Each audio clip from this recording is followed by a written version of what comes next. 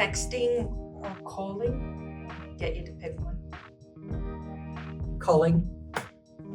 Okay. The better way to communicate. I've been challenged to ask if I prefer texting or calling. I would always prefer to talk with someone. One of my friends continually says, "How can you talk on the phone for so long?" An hour passes as though it were a minute. My preference is to have that immediate feedback. I really am disconcerted when I have to text.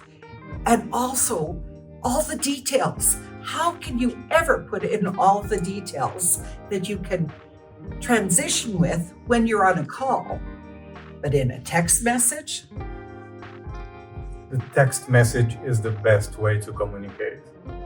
I know a lot of introvert people that prefer to think before they give me an answer. So texting them gives them the chance to give me a more proper answer, more thoughtful, and something that they would not regret saying later on. Texting is the best. I admit that there are preferences to texting, the opportunity to think out your context and to be aware of the individual that's there.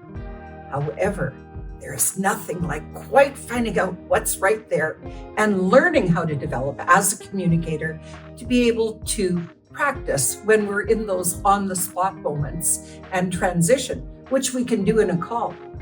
When you are in a Toastmasters meeting with table topics, you do not have that time. Or in a general conversation at work, you do not have the time to think through everything. Therefore, we need to learn the ability to communicate on the spot, and Toastmasters helps us do that. Can you imagine a Toastmasters meeting where we sat and texted all the time? Sometimes that happens when you join online.